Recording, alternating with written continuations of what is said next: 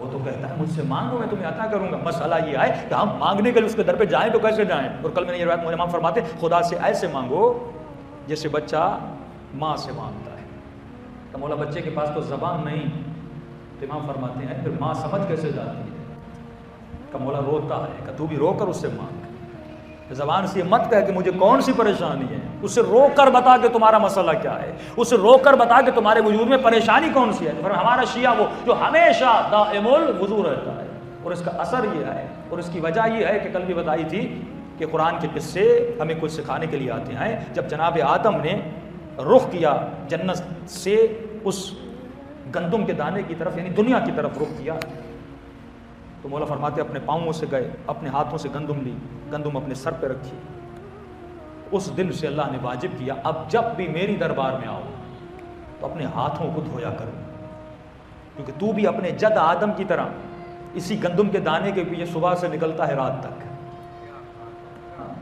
اور اسی گندم کے دانے کی وجہ سے کبھی نماز کو چھوڑ دیتا ہے، اسی گندم کے دانے کی وجہ سے کبھی اس کی نافرمانی کرتا ہے، اسی گندم کے دانے کی وجہ سے کبھی امام زمانہ کی کس کی محبت میں؟ بچے کی محبت میں، بیوی کی محبت میں، ان کا پیٹ بھرنا ہے. لیکن تمہیں یہی نہیں پتا کہ تمہارا رزق معلوم ہے، آج بینک بیلنس کی طرح بھی جمع کر لے، یہ مال ہے رزق نہیں ہے. لیکن پھر بھی کوئی بات نہیں کہ تو جاتا ہے اس گندم کے دانے کی طرح، اور کس کی طرح جاتا ہے؟ اپنے جد کی طرح جاتا ہے، آدم کی طرح. تو اب میں تمہیں بلاوا دیتا ہوں کہ آ جا میری نماز میں، کیونکہ دنیا ظلمت ہے، نماز نور ہے. تو میں تمہیں حکم دیتا ہوں آنے سے پہلے، کیونکہ یہ ہاتھ پیسوں کو لگے، یہ گندم کو لگے، یہ مال دنیا کو لگے، تو آنے سے پہلے ہاتھوں کو دھویا کر. اس دنیا کے معاملے میں کبھی جھوٹ بولا، کبھی غیبت کی، کبھی مال کثرت کی وجہ سے تہمت الزام تراشیاں کی، کبھی کچھ بھی کیا اپنی زبان سے. اب آنے سے پہلے منہ میں کلی کیا کر، آنے سے پہلے اپنے ناک میں پانی ڈالا کر، کیونکہ اس ناک کو جنت کی خوشبو کو سونگھنا ہے. اور یہاں تک فرمایا جب وضو کرو تو آنکھوں کو کھول کے وضو کیا کرو، کیونکہ ان آنکھوں نے گناہ کی نامحرموں کی طرف دیکھا، حسرت کی نگاہ، حیرت کی نگاہ. یہ کل پہ اس پہ آؤں گا کہ وہ مطالب جو مومنین کو پتہ نہیں، آنکھ سے صرف نامحرم کے گناہ نہیں ہوتے، آنکھ سے اور بھی بہت سارے گناہ ہوتے ہیں. فرمایا اب آنکھوں میں بھی تیرے وضو کا پانی جانا چاہیے.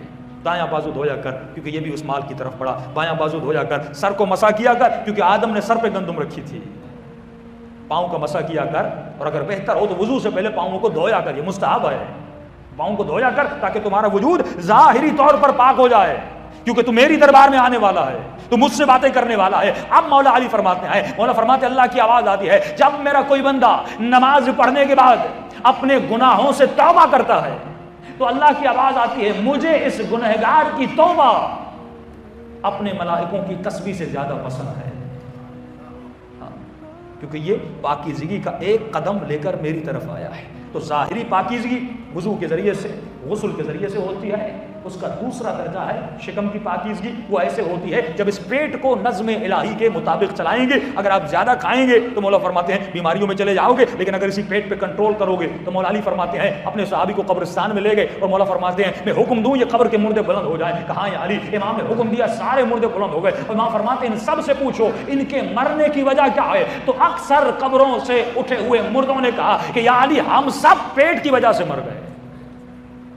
کہ جو مومن پیٹ پہ کنٹرول نہ کر سکے یہ ابتدا ہے، یہ ابتدا ہے. جو سفرے پہ بیٹھ کر کنٹرول نہ کر سکے، جو چیز پسند نہیں کبھی ہاتھ نہ لگایا کرو، جب تک بھوک نہیں تب تک کھایا نہ کرو.